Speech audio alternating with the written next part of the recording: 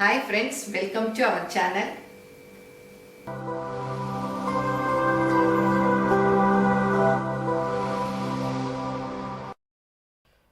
இன்னைக்கு cast iron கடாய் வச்சு இந்த மாதிரி வாழைக்காய் வறுவல் எப்படி சூப்பராக பண்ணலாம் அப்படிங்கிறது தான் பார்க்க போகிறோம்.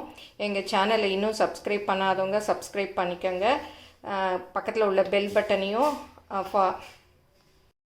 நீங்கள் என்னுடைய பொருட்களை வாங்கணுன்னா கீழே வர்ற வாட்ஸ்அப் நம்பரில் ஒரு ஹாய் போட்டிங்கன்னா எல்லா டீட்டெயில்ஸும் வரும். அதை பார்த்து உங்களுக்கு என்னென்ன பொருள் வேணுமோ அதை நீங்கள் ஆர்டர் பண்ணி வாங்கிக்கலாம். இந்த மாதிரி ஒரு வாழைக்காய் எடுத்து தோல் சீவி இந்த மாதிரி பொடி பொடியாக கட் பண்ணி வச்சுருக்கேன். அப்புறம் வெங்காயம், ஒரு மீடியம் சைஸ் வெங்காயம் கட் பண்ணி வச்சுருக்கேன். ஒரு 6 பல் பூண்டு தட்டி வச்சுருக்கேன். கொஞ்சம் கருவேப்பிலை இருக்குது. வாழைக்காய் ஃப்ரை இந்த கேஸ்ட் அயன் கடாயில் தான் பண்ண போகிறேன். நிறைய பேர் கேட்டிருந்தீங்க இதில் எப்படி சமைக்கிறது, என்னென்ன காய் சமைக்கலான்னு. இன்றைக்கி வாழைக்காய் ஃப்ரை எப்படி பண்ணலான்னு பார்ப்போம். இந்த வாழைக்காய் ஃப்ரைக்கு கொஞ்சம் நிறைய எண்ணெய் ஊற்றிக்கணும். ஒரு 4 டேபிள் ஸ்பூன் அளவுக்கு. இந்த மாதிரி ஃப்ரைக்கெல்லாம் நிறைய எண்ணெய் ஊற்றிக்கிட்டால் தான் நல்லாயிருக்கும். இப்போ இந்த எண்ணெயில் 1/4 டீஸ்பூன் கடுகு, 1/4 டீஸ்பூன் உளுத்தம்பருப்பு, 1/4 டீஸ்பூன் சீரகம் போட்டிருக்கேன். நல்லா பொரிஞ்சிருச்சு. இப்போ தட்டி வச்சுருக்க பூண்டு போட்டுக்கலாம். அப்புறம் வெங்காயமும் போட்டுக்கலாம். கருவேப்பிலையும் போட்டுக்கலாம்.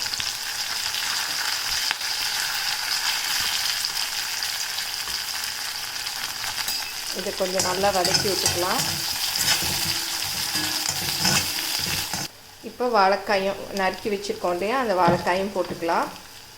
கேஸ்ட் அயனில் வாழைக்காய் பொரியல், இதே மாதிரி உருளைக்கிழங்கு பொரியல், வெண்டைக்காய் பொரியல் எல்லாமே செய்யலாம். நம்ம யூஸ்வலாக ஃப்ரை செய்கிறோம் இல்லையா, அது எல்லாமே இந்த கேஸ்ட் அயன் கடாயில் செய்யலாம். நல்லா இருக்கும். சூடு ரொம்ப நேரம் இருக்கும். அதனால் ஃப்ரை எல்லாம் நல்ல மொறுமொறுன்னு நல்லா டேஸ்ட்டாக இருக்கும். ஆனால் செஞ்சதும் நீங்கள் அப்படியே இந்த சட்டியில் வச்சிடக்கூடாது. வேறு இதில் எடுத்து வச்சிடணும். நீங்கள் அப்படியே வச்சிட்டிங்கன்னா அந்த இரும்பு ஸ்மெல் அந்த காயிலெல்லாம் அடிக்கும். அதை மாத்திரம் நீங்கள் பார்த்துக்கணும். அப்புறம் தக்காளி போட்டாலும் கொஞ்சம் ஒரு மாதிரி இருக்கும். தக்காளி போடாமல் சமைக்கிறது எல்லாமே இதில் சமைக்கலாம். இல்லை நீங்கள் தக்காளி போடுறதா இருந்தால் போட்டு உடனே சமைச்சு முடிச்சிடுறதா இருந்தால் தக்காளி சேர்த்து சமைக்கலாம். இதுக்கு தேவையான உப்பு போட்டுக்கலாம். அப்புறம் சாம்பார் பொடி தான் நான் போட போகிறேன். நீங்கள் தனி மிளகா அப்படி வேணாலும் போட்டுக்கலாம்.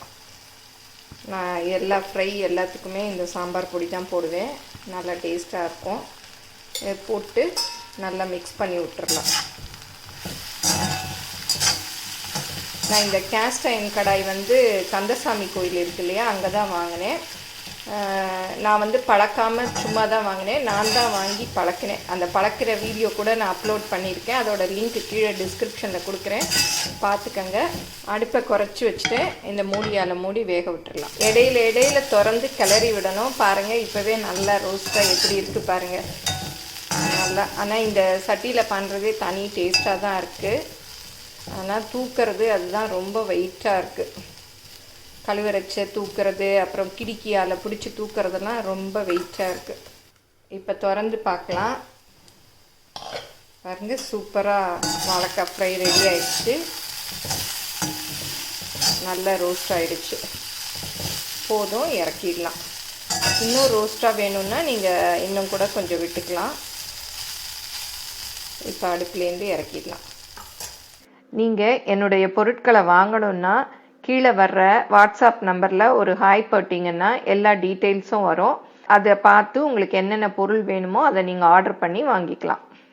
இப்போ பாருங்கள், சூப்பராக வாழைக்காய் ஃப்ரை ரெடி ஆயிடுச்சு. இப்போ கேஸ்ட் அயனில் என்னென்ன காய் எப்படி பொரியல் பண்ணலாம் அப்படிங்கிறது கூட உங்களுக்கு தெரிஞ்சிருக்கும். எல்லோரும் இந்த வாழைக்காய் ஃப்ரையை ட்ரை பண்ணி பாருங்கள். பிடிச்சிருந்தா லைக் பண்ணுங்கள், உங்கள் ஃப்ரெண்ட்ஸுக்கும் ஷேர் பண்ணுங்கள். இந்த வீடியோ உங்கள் எல்லாருக்கும் பிடிச்சிருக்குன்னு நினைக்கிறேன். பிடிச்சிருந்தா லைக் பண்ணுங்கள், மறக்காமல் சப்ஸ்கிரைப் பண்ணுங்கள், உங்கள் ஃப்ரெண்ட்ஸுக்கும் ஷேர் பண்ணுங்கள், ஃபேஸ்புக், இன்ஸ்டாகிராமில் ஃபாலோ பண்ணுங்கள். தேங்க்யூ.